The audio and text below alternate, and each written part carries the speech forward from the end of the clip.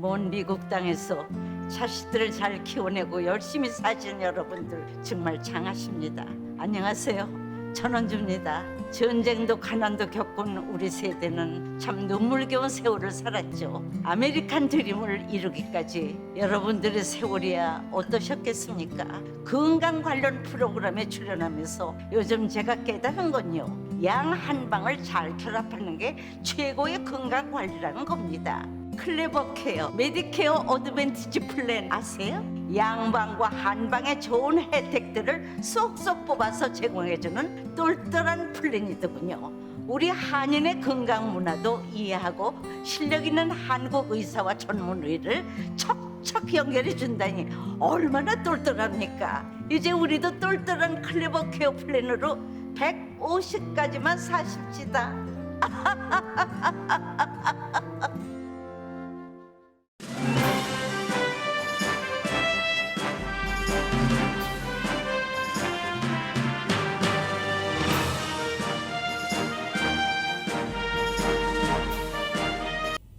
새봄 3월에는 여러분의 웃음이 활짝 피기를 라디오 서울이 응원합니다.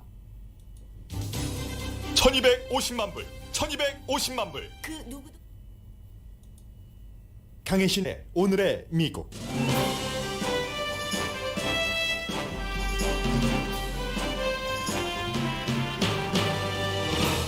우크라이나 전쟁에 중국이 어느 정도 개입할지가 주목되는 시점입니다. 중국과 러시아 대 미국과 유럽의 구도로 정치 지형이 바뀔 수 있기 때문에 세계가 자국의 안보를 대입하면서 수도 키이브의 전황을 지켜봅니다.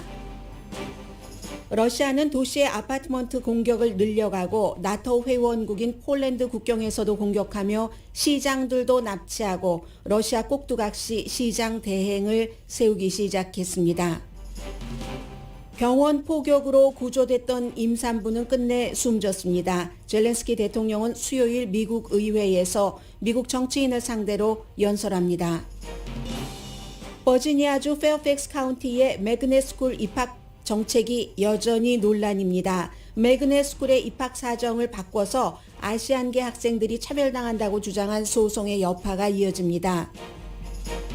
미국 대학생들이 졸업하고 가장 살고 싶어하는 도시는 시애틀로 조사됐습니다. 역시 학생들의 정치 성향에 따라 희망 선택지가 크게 다릅니다.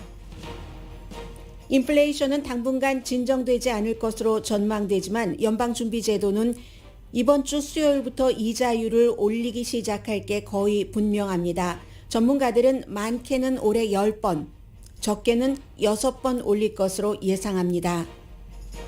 오징어 게임과 The Power of the Dog이 미국 영화 비평가 협회에서 최고의 상을 받았습니다. 영화 코다에 출연한 배우 트로이 코처는 청각 장애인 연기자로서 조연상 부분을 각 나라에서 휩쓸고 있습니다.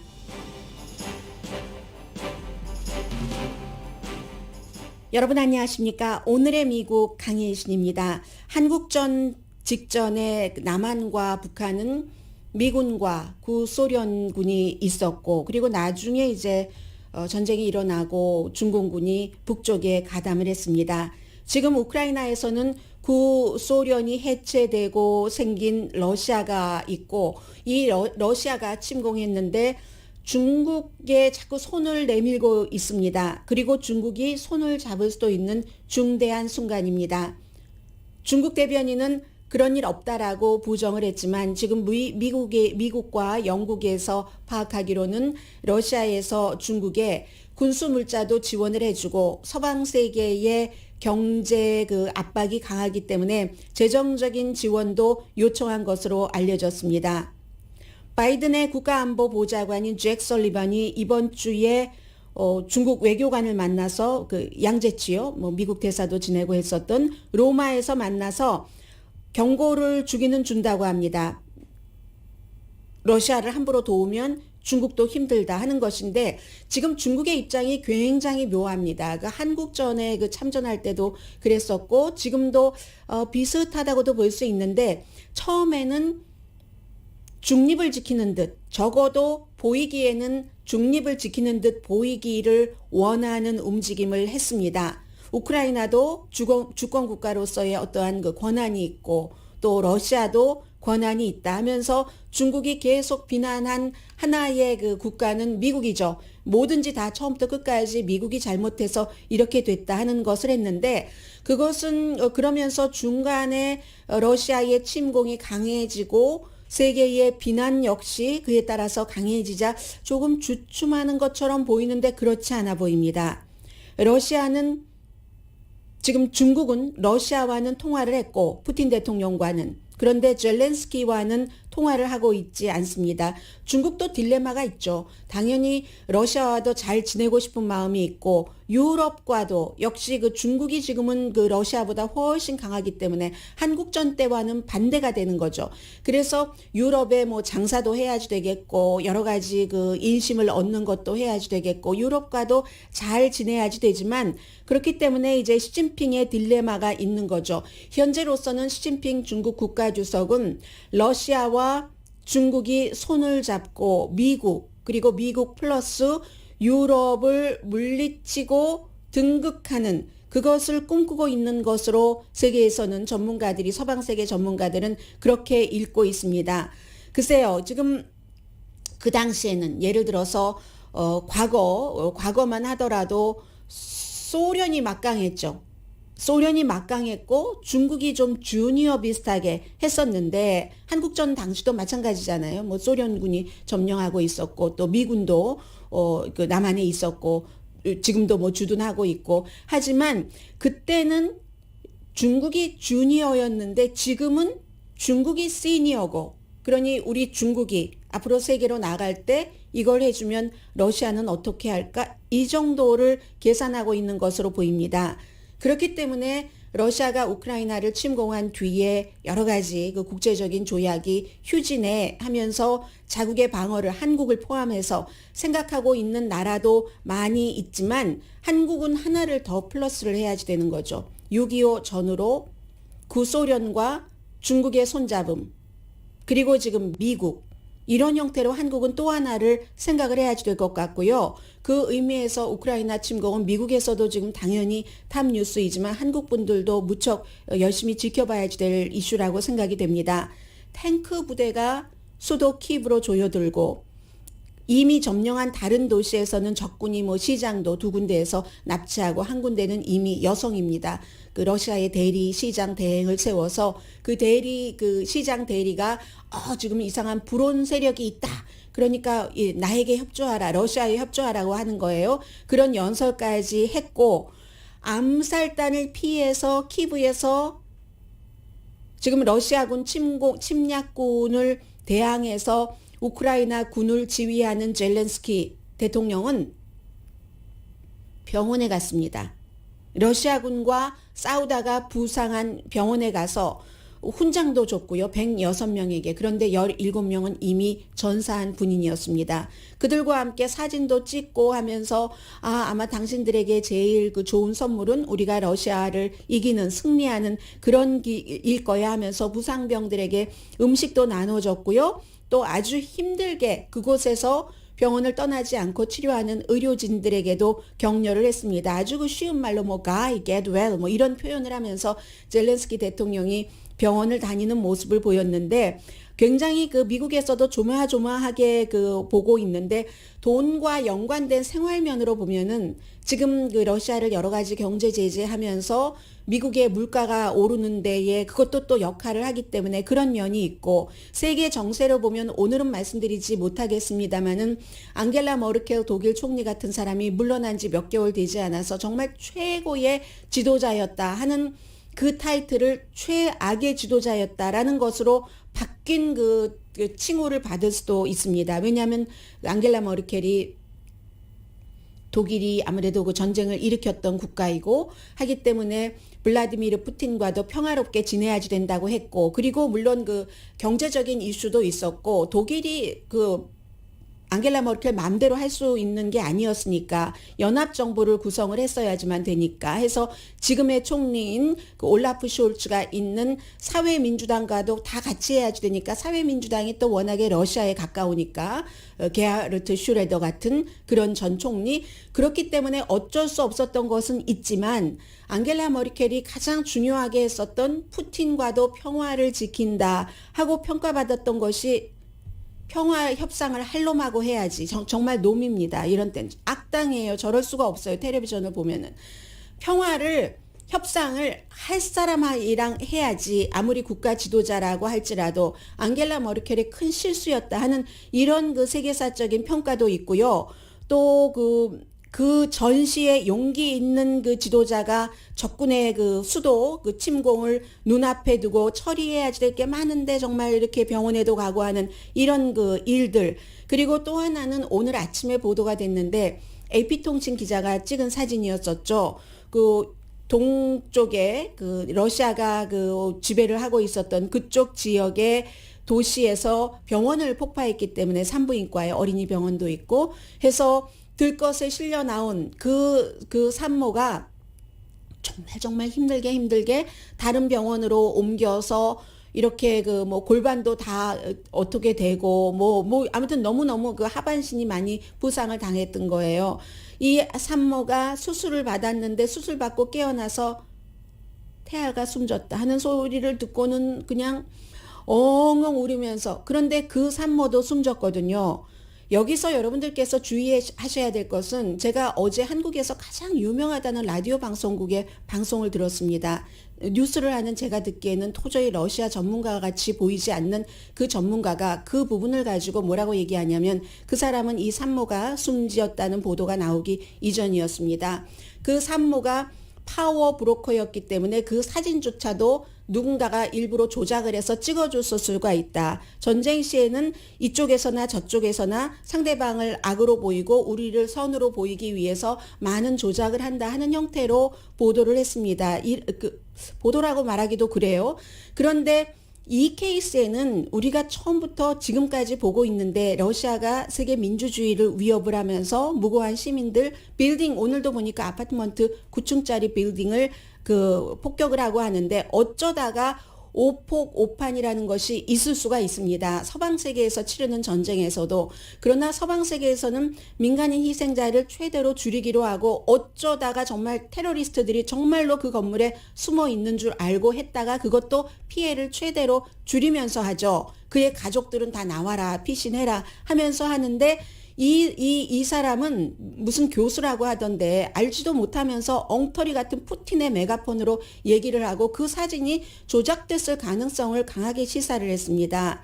여러분들께서는 이런 그 뉴스에는 현혹되지 마시고요. 왜냐하면 오늘의 미국을 듣고 계시는 많은 분들께서 한국 뉴스도 들으시기 때문에 그 사진이야말로 푸틴의 현재까지는 이 그 우크라이나 침공에 있어서 가장 잔혹한 면을 보여주는 이번 전쟁에서 그런 사진이 될 것입니다. 그리고 이제 거의 모든 국가와 또 거의 모든 전쟁 전문가들이 키이브를 러시아군이 점령할 것으로 예상을 합니다. 시간 문제라고 보고 있지만 뭐라고 할까요? 아무튼 그 우크라이나가 이겼으면 좋겠다 하는 생각을 거의 대부분의 사람들이 하고 있는데 미국에서는 터커 칼슨 같은 사람, 한국에서는 좀 전에 제가 말씀을 드렸던 가장 많은 사람들이 듣는 라디오 방송에서 러시아가 옳다는 식으로 서방 세계가 러시아를 실제보다 굉장히 악마화한다는 그런 형태의 보도를 하는 것은 전혀 우크라이나 주민에게 도움이 되지는 않을 뿐 도움이 되기는커녕 너무 우크라이나 국민들을 힘들게 하는 일이라고 생각을 합니다. 며칠을 수도 주변을 맴돌던 러시아 군대가 오늘 아침에 이제 키브 시내도 대포로 폭격을 했고 11살 아들의 인슐린을 구하지 못해서 피신도 못하고 이러지도 저러지도 못하는 어머니는 새벽에 몇 시간 동안 약국 문이 열기를 기다렸다가 인슐린을 구해보려고 하지만 다 떨어졌다. 수송로가 차단이 돼서 인슐린이든 혈압약이든 모든 약들이 들어오지를 못하고 있다 하는 얘기를 듣고 있습니다. 동부 도네츠크 지역에서는 피난민들이 타고 있는 열차를 공격하고 피난민들이 타고 있는 열차를 공격했습니다. 그리고 도네츠크의 남쪽 끝자락인 마리우폴에서 많은 아파트먼트를 지금 공격하고 있습니다. 러시아 군인이 현지의 그 사람들의 말을 들어보면은 무작위로 빌딩을 공격하고 길에 수류탄을 던지고 이제는 집집마다 쳐들어가서 휴대폰, 랩탑을 강탈해 간다고 거리에서 총을 쏘는 것은 흔히 볼 수 있는 일이라고 얘기를 합니다. 그래서 어떤 분은 오늘 NPR 방송에 얘기하기를 2차 대전의 사진을 보는 것 같다. 나는 식량이 하루치밖에 남지 않았다라고 얘기를 합니다. 자포리자주 그 핵 그 시설이 있었던 그곳에서는 러시아군이 디니프로루트 시장, 이 시의 시장을 납치했습니다. 또 역시 비슷한 지역에 있는 멜리토폴 시장도 납치했습니다. 그리고는 이제 키브를 어떻게 하지 못하니까 그런 곳에서 꼭두각시 시장을 세우는 것이고요. 해서 러시아 탱크는 폴란드와 우크라이나 국경에서 11마일 떨어진 그곳에 원래 평화유지군이라든가 우크라이나군을 훈련시켰던 우크라이나 군 기지가 있습니다. 나토가 훈련시켰던, 그러니까 외국인들이 훈련시키는 그곳에 이제 공격을 했고 적어도 사망자가 35명, 부상자가 134명 이상입니다. 하늘 전체가 불길과 검은 구름으로 쌓였을 정도입니다. 그리고 또 그 키브 외곽지대에서 다큐멘터리로 이 내용을 찍던 한 미국 저널리스트가, 이 사람은 그 영화 감독이기도 하고 다큐멘터리이기도 하고 과거에는 뉴욕타임스를 위해서 일을 하기도 했습니다. 이 사람과 그 동료가 한 사람은 숨지고 한 사람은 그 부상당해서 병원에 입원하고 있습니다. 러시아 내부에서는 점점 더 많은 사람들이 사정을 알면은 나갈 수 있으면 이스탄불 등으로 빠져나가고 있고 언제 이 전쟁이 끝날지는 불확실하지만 전문가들은 이제 시작이다, 전쟁이, 이렇게 얘기를 하고 있습니다. 오늘도 4차 협상이 시작되지만 이 상태로는 좋은 협상이 나올 까닭이 거의 없습니다. 그러니까 이제 중국의 군사 장비를 지원해 달라고 하고 중국도 약간 딜레마면서 중국의 현재로서의 입장은 러시아와 손잡고 세계를 제패해보자 하는 계산을 하고 있는 것으로 보입니다. 2주일밖에 안 됐는데 침공을 받고 280만 명이 피난민이 돼서 나갔고 나라를 22만 명은 이때 내가 나라를 들어가서 싸워야지 하면서 우크라이나로 들어갔습니다. 한국에도 좋던 싫던 새로운 대통령이 탄생했기 때문에 지금 우크라이나의 젤렌스키 대통령의 처신, 행동, 이 같은 그 세계를 다루는 모습, 물론 진정성이 있게 그러한 연기입니다. 이 정치인은 연기이고 이 사람은 원래 연기인 출신이기 때문에 이런 것들을 많이 그 대입해서 보게 되는데 이 볼로디미르 젤렌스키는 오염이 많은 그런 산업도시에서 태어나서 뭐 엄마 아빠가 엔지니어하고 컴퓨터 교수예요. 주이시입니다. 그 아주 반유대인 이런 것들이 많이 있었던 때에 자랐고 러시안을 처음 배우기 시작했고 대체적으로 그 우크라이나 그쪽 사람들이 그랬고요. 2019년도 처음에 대통령에 나갈 때는 정치 몰랐죠. 인기 영합을 했습니다. 그것도 사실입니다. 캠페인을 그렇게 했고 로널드 레이건의 그 선거 바로 전날 본인을 로널드 레이건의 영화배우 출신으로 비유하는 이런 비디오를 했고 이 커믹한 액터로서 출마를 하니까 그런 그 프로그램을 방영했던 네트워크의 사주가 지지를 했었고 그렇게 됐는데 3년 만에 완전히 다른 사람이 된 거예요.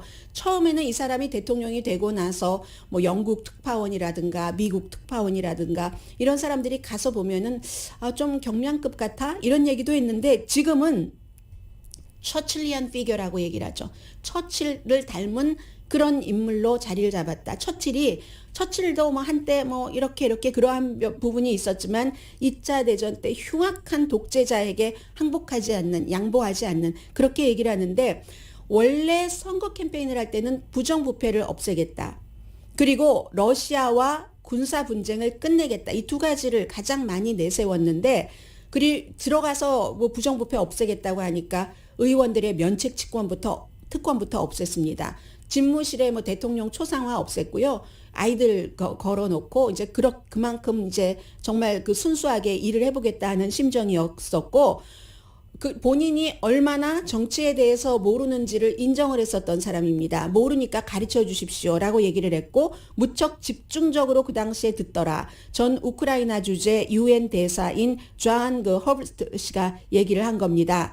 그래서 많은 우크라이나 사람들에게는 그가 어떻게 반응을 할까가 너무너무 궁금하기도 했었죠. 도망칠 줄 알았는데 도망치지 않았고 어떤 사람은 대통령이 되고 나서 전쟁 이전에 러시아 푸틴에게 굽실거릴 것으로 생각을 했습니다. 왜냐하면 어렸을 때부터 러시아로 하고 배우고 자랐고 또 러시아에서 성공한 그런 그 커믹 액터였기 때문에 그랬는데 젤렌스키는 대통령이 되고 나서 점차적으로 푸틴이 러시아와의 군사 분쟁을 없애겠다고 공약을 했는데 이렇게 접촉하다 보니까 푸틴이라는 사람이 믿을 만한 사람, 협상할 만한 상대자가 아니라고 깨달아갔답니다. 오늘 그 뉴욕타임스의 보도입니다. 그래서 결국은 푸틴이 우크라이나를 지배하려는 마음을 갖고 있다는 것을 알았기 때문에 서방 세계 쪽으로 가깝게 가게 됐고 그러한 일들이 푸틴을 화나게 했다는 거죠. 그런데 어쨌든 전쟁이 일어나고 굉장히 개인적인 용기를 냈습니다. 배우로서 자신의 역할을 너무 잘하고 있는 거죠. 대통령도 배우라면 나라를 대표한다는 것을 알고 자신보다 큰 상징이 본인이 돼 있다는 것도 아는 사람인 것처럼 보입니다. 그리고 훌륭한 배우는 역할을 맡으면 끝까지 연기를 해내야 되는 것도 알죠. 그래서 큰 책임이 본인에게 있다는 것을 알고 나라의 이미지를 지금 보여주고 있는 것이니까요. 그런 뜻에서 영국에서도 연설을 했을 때 기립박수를 받았고 미국에서는 지난번에 줌 미팅으로 몇백 명의 미국 정치인들 앞에서 왜 우크라이나를 도와야지 되는가, 더 많이 도와라, 비행금지 구역도 설정해라 하고 그렇게 연설을 했는데 이번 주 수요일에는 역시 미국에 오는 건 아니고요. 의회 연설을 한다 하고 낸시 펠로시 민주당 연방 하원 의장과 척 슈머 민주당 상원 원내대표가 얘기를 했습니다. 현재로서는 나중에는 공화당이 바이든 대통령이 잘했다고 얘기할 리는 없습니다. 그러나 우크라이나 지원 자체에는 대통령이 백악관이 64억 달러를 요청을 했는데 이번에 지출안에 136억 달러를 지원을 했으니까 2배 이상 지원을 한 것이고 국가의 지도자는 정말 중요한 것 같습니다. 뉴욕타임즈의 머린 다우드라는 칼럼니스트가 있는데 이 사람은 좋아하는 사람은 무척 좋아하고 싫어하는 사람은 무척 싫어합니다. 말이 아주 콕콕 찔러요. 아파요. 그 사람의 글을 보면은 아프긴 아픈데 또 맞는 말이 많고 아주 그런 게 있거든요. 이 머린 다우드 씨가 뭐라고 얘기를 하냐면은 젤렌스키가 선과 악 사이에서 세계 최고의 배우를 하고 있다 지금. 악은 푸틴은 지금 전쟁하는 스타일이나 무엇이나 다 과거로 돌아가고 있잖아요. 조셉 스탈린이랑 아니면 무슨 악명 높은 이반 4세가 모스코바 시대가 시작이 될 때 자르라는 호칭을 본인에게 제일 먼저 쓴 사람이잖아요. 영화도 있잖아요. 홀로코스트 영화.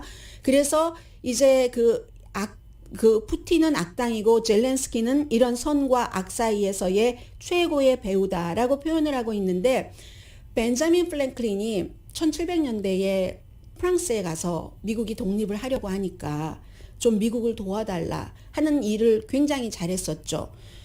처칠 타입의 지도자의 반열에 올랐다라고 얘기하지만 미국으로 볼 때는 이 사람이 지금 벤자민 프랭클린과 같은 것을 하고 있는 게 아닌가 하는 생각이 들고요. 한국을 포함해서 정말 많은 나라가 우크라이나를 지켜보고 있습니다.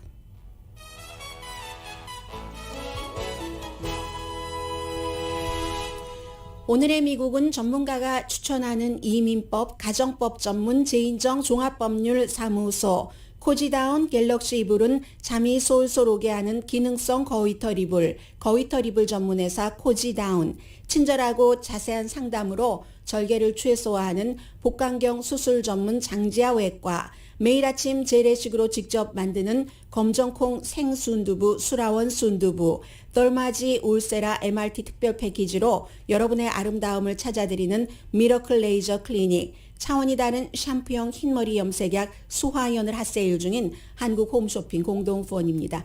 중요한 것을 말씀드리지 않았어요. 한국의 어떤 교수라는 분이 저 사진 저 사람 파워블로거이기 때문에 조작해서 찍은 걸지도 몰라 하고 했었던 그 숨져버리고만 아이도 잃고 본인도 숨진 그 산모는 그 사진은 AP통신의 기자가 찍었습니다. 이브저니 말롤레카라는 잠시 뒤에 미국 뉴스 전해드립니다.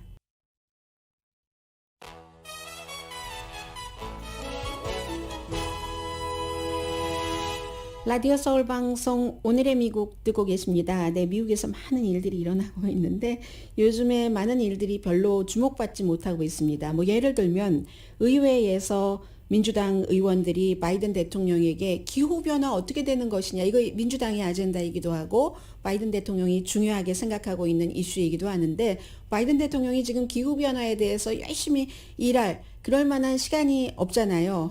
그런데도 또 민주당의 정치인들은 각자 그 기후변화를 앞에 내세울 때는 본인의 정치적인 입지가 있겠죠. 지역에 무엇을 끌어온다고 했다거나 뭐 유권자들이 생각하는 바를 대변을 해야지 되기 때문에 해서 이게 그 단계별로 보면은 주정부, 그 시정부, 로컬, 그리고 주정부, 또 연방에서도 연방 하원의원이 있고 상원의원이 있고 또 대통령이 있고 장관들이 있고 장관들도 자신들의 그 부서만 보잖아요. 다른 부처와 연결고리는 있지만 그렇지만 대통령은 이렇게 위에서부터 쫙 보면서 모든 것을 다 맞춰야지 되는데 우선순위를 어떤 땐 동시에 여러 가지를 할 수 있지만 지금 같은 비상사태에는 지금 뭐 사진 같은 것을 보면은 뭐 러시아의 그 블라디미르 푸틴과 시진핑이 뭐 축배를 들고 있는 과거에 만났을 때 그런 사진이죠. 그런 것도 보이고 있고 결국은 나토도 50대의 그 전함을 러시아 국경에 보낸다고 하네요. 러시아가 이렇게 폴란드 국경 쪽까지 와서 쏘니까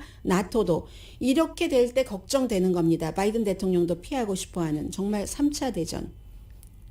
피하고 싶은데 참 이게 굉장히 문제고요. 해서 그런 일들을 할 수가 없는 겁니다. 그렇지만 로컬에서는 로컬 나름대로 날마다 일들이 진행되잖아요. 지난번에 샌프란시스코에서 많은 그 아시안계 특히 중국계 부모님들이 그 학교의 정책이 잘못됐다 뭐 여러 가지 교육위원을 내쫓는데 사실은 뒤에 숨어 있는 그 중요한 것들을 보면은 매그넷 스쿨 같은 데서 하버드 대학교 같은 그 미국의 그 명문 대학교들이 하는 것처럼 이 대학교들은 궁극적인 목표가 우리 대학이 더 그 큰 그 지도자 인물을 그 양성하는 것이기 때문에 부모님들과 학생 자신은 내가 저 대학교에 입학해서 나 자신의 인격 완성, 뭐 경제적인 것 완성이고 하버드 대학 측으로 보면은 많은 사람들 그 균형 잡게 지도자를 만들어내기를 원하기 때문에 어느 정도의 일종의 뭐 어포머티브 액션을 해왔는데 그게 뭐 아니다 하니까 이제 연방 대법원에서까지 그것을 심의한다고 했고 샌프란시스코에서도 중국계 부모님들이 아니 그 매그넷 스쿨에 아시안계가 그 입학하기 힘들게 이런 식으로 해놓고 뭐 추첨을 해서 한다던가 우리 아이 공부 잘해서 시험 보면 척 붙는데 이렇게 해서 그런 교육위원들을 내쫓는 여러 가지 이유 중에 그것도 아주 중요한 것에 포함이 됐었는데 버지니아주에서도요. 페어팩스 카운티 하면 한국 분들 많이 살고 계시고 그리고 지난번에 선거 개표 방송할 때 인터뷰를 했었던 마크 김 그 하원 의원이 7선째 거기서 하원 의원을 하고 있는 곳인데 명문 매그넷 스쿨이 뭐 어느 지역에 따라서 다 있지만 토마스 제퍼슨 하이스쿨 뭐 과학기술 그 명문 고등학교죠. 여기에서 부모님들이 이 학교에서 SAT도 없애고 뭐 할 때 뭐 돈 들어가는 거 이런 것도 또 뭐 없애게 하고 뭐 이렇게 하니까 이게 아프리칸 아메리칸이나 그 히스패닉 학생들에게는 좋지만 점수 잘 받는 그 에이시안 학생들에게는 차별이다 해서 고소를 했고 실제로 승소를 했습니다. 그래서 이 토마스 제퍼슨 하이스쿨 for Science and Technology가 이걸 당장 시행을 해야지 되는데 그런 모든 그 제도를 다양성을 늘리기 위해서 뭐 2020년부터 SAT 같은 걸 중단했고 한 거거든요.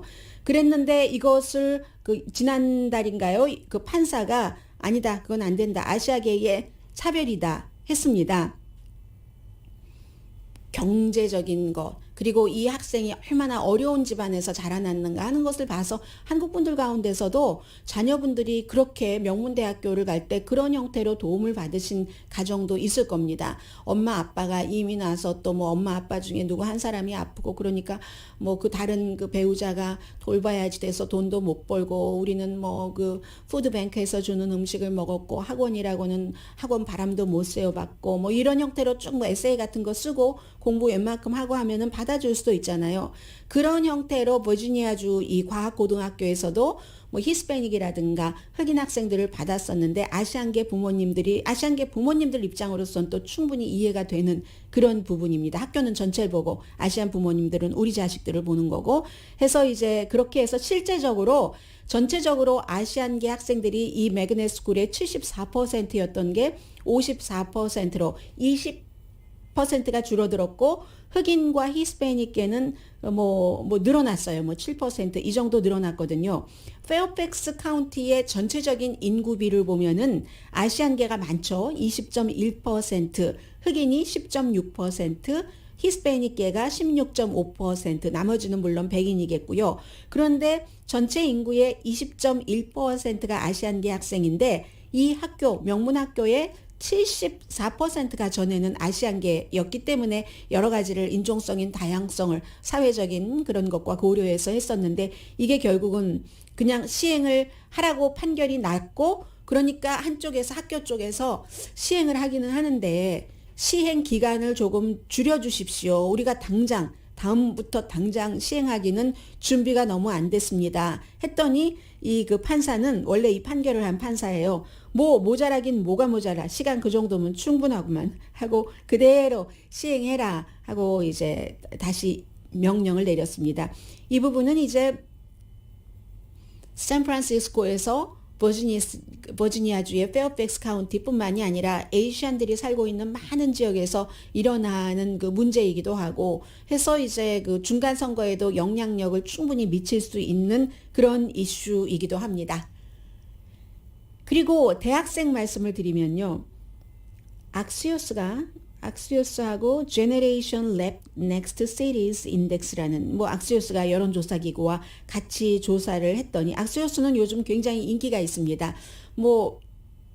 인터넷 매체로 생긴 지는 몇 년 되지 않는데 주요 매체에서도 다 악시오스를 봐요. 왜냐하면 뉴욕타임즈라든가 워싱턴 포스트라든가 월스트리트 저널이라든가 예전에는 심층 보도야, 심도가 있어 이랬는데 시간이 지나가면서 사람들의 시간과 뉴스를 읽는 패턴 같은 것이 바뀌면서 짧은 걸 좋아하잖아요. 그런데 짧다고 그냥 오해할 수 있는 정도의 짧음은 아니고 짧은데도 그 안에 많은 팩트가 들어가고 그리고 그 자체를 전부 링크를 시켜놓기 때문에 더 알고 싶은 사람은 링크로 찾아가서 오리지널 어떤 곳으로 가서 뉴스원으로 가서 볼 수 있도록 해놓기 때문에 악시오스가 굉장히 인기거든요.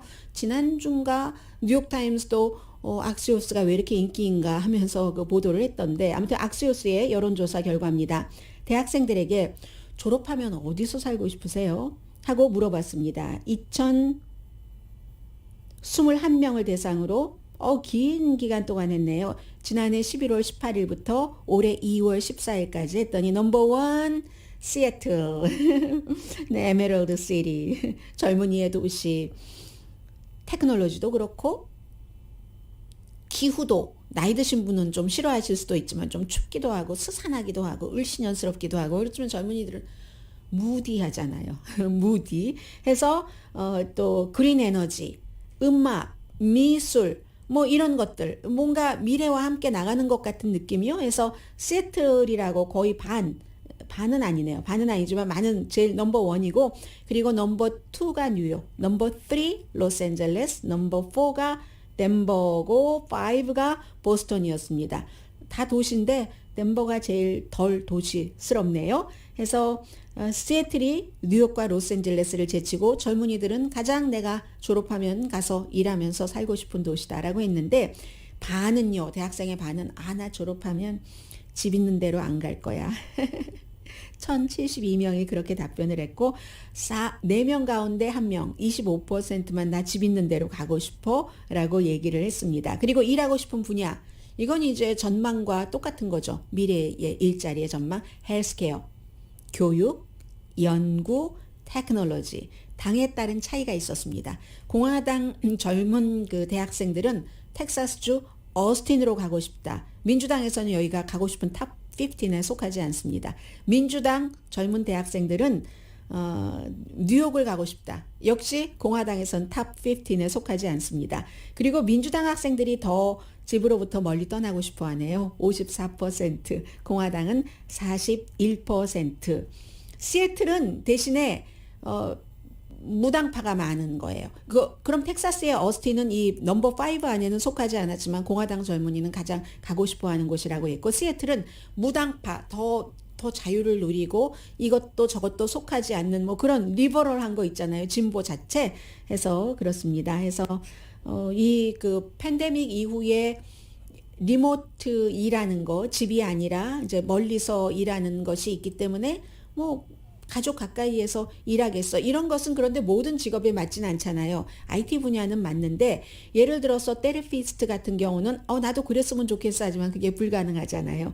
그런 차이가 있다는 거, 항상 이상과 현실의 차이가 있다는 것을 대학생들이 느끼고 있다고 했고요. 그리고 그것도 안답니다. 45%는 내가 살고 싶은 곳과 내가 미래에 학교를 졸업하고 살아야 할 곳이 다르다는 것을 나는 이미 알고 각오하고 있다. 짐작하고 있다. 뭐 이런 얘기요. 그래서 어떤 학생들 같은 경우는 나는 세틀에 가서 살고 싶은데 우리 가족들 그 본드가 아주 강하고 그리고 팬데믹 이후에 또 그렇게 마련된 것도 있고요. 그런 때는 그 우리 가족이 추운 데를 싫어해서 겨울에, 그리고 또 몇십 년 동안을 엄마 아빠가 그곳에 적응을 하셨는데 내가 자주 올 수도 없고 그건 안 되겠어 해서 포기하는 그런 예쁜 젊은이들도 많다고 하네요. 잠시 뒤에 경제 뉴스 전해드립니다.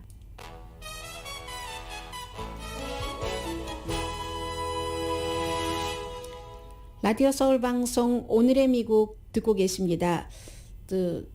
인플레이션은 당분간 지속될 것으로 보고 있고, 인플레이션이 되니까 요즘 같은 때 직장에서 봉급 올려주세요 하는 사람들이 많을 겁니다.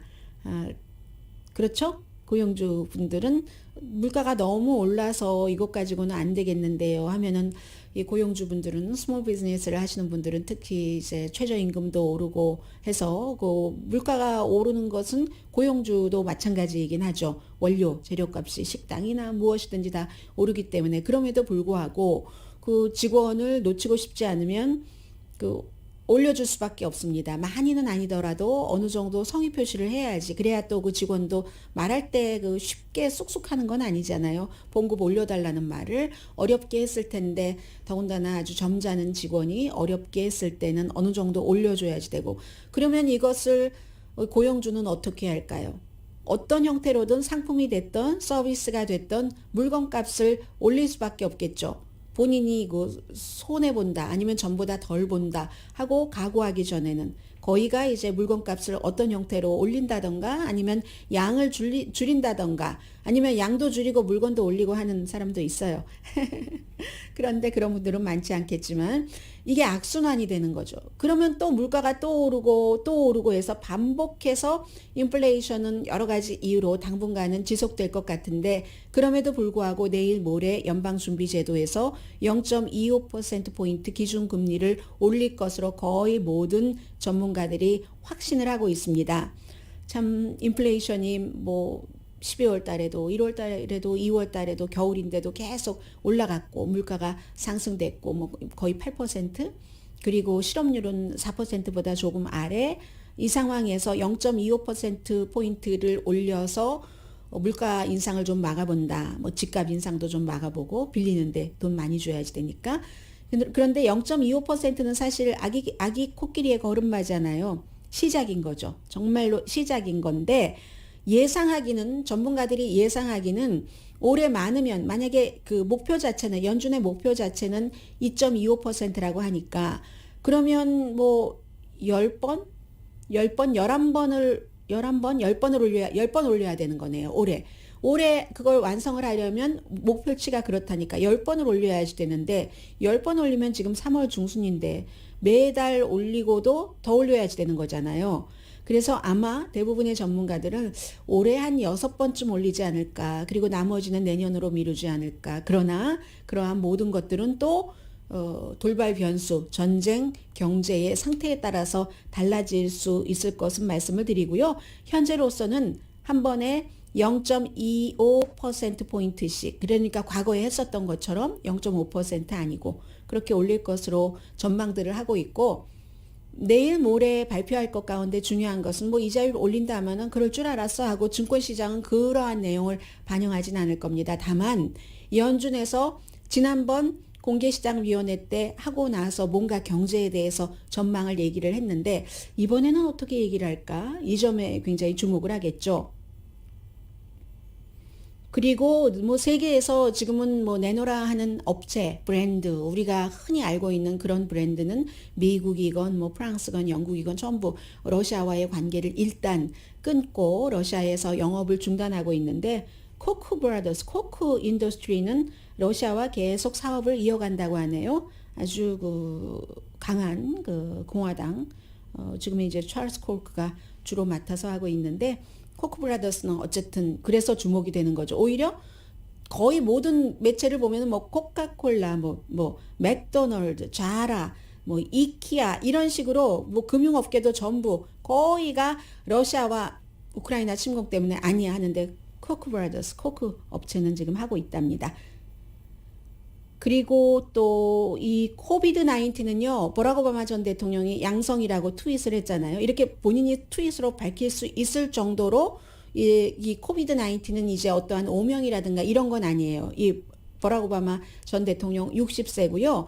부스터샷까지 다 맞았고 와이프는 네거티브 나왔다고 하면서 정말 우리가 이렇게 부스터샷까지 맞았으니까 백신이 얼마나 중요한지 알겠다. 목이 굉장히 따끔따끔하다고 하더라고요. 그런데 목이 따끔따끔한데 나머지는 뭐 괜찮았다. 나머지 컨디션은 이렇게 얘기를 하고, 토론토 그 블루제이스가 백신을 안 맞은 그 MLB 선수는 캐나다에서 경기하지 못한다. 이런 발표를 했고, 지금 더 중요한 것은 독일이 굉장히 지금 그 코비드가 시츄에이션이 뭐 심각하다 할 정도로 올라가고 있다고 하거든요. 조심하시기 바랍니다.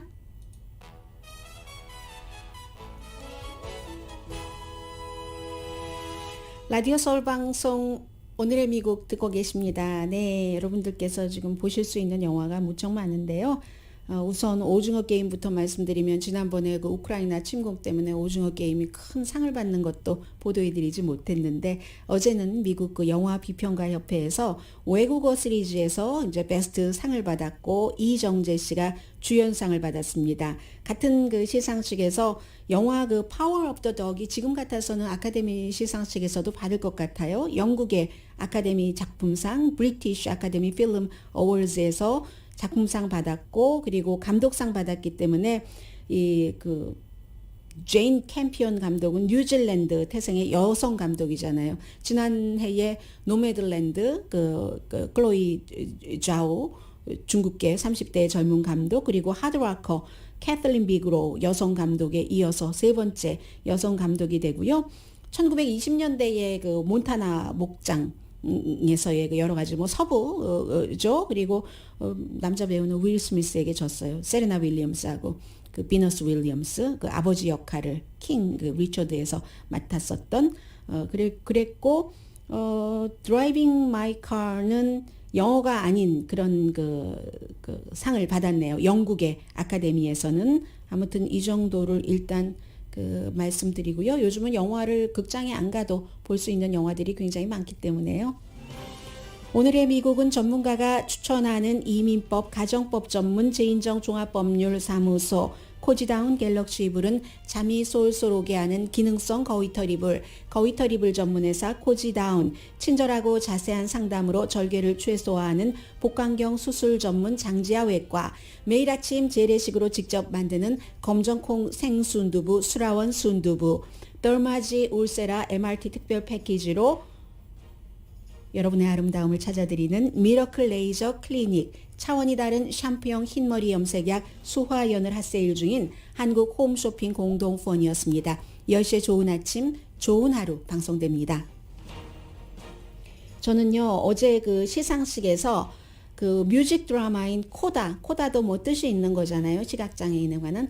그 코다에서 조연상을 받은 영국 배우를 주목합니다. 아빠 그 프랭크로 나왔는데 트로이 코처라고, 이분이 53살인데 정말로 그 청각장애인이신 거예요. 이분이 청각장애인이신데 이 영화 자체가 소리를 못 듣는 가족과 10대 소녀가 막 연결하는 굉장히 아름다운 영화라고 하는데, 이 청각 장애인의 배우는 한때는 그냥 밥도 못 먹고 자동차에서 자고 뭐 그런 힘든 시절을 너무 많이 지냈는데, 이것도 새로운 승리죠. 강혜신이었습니다.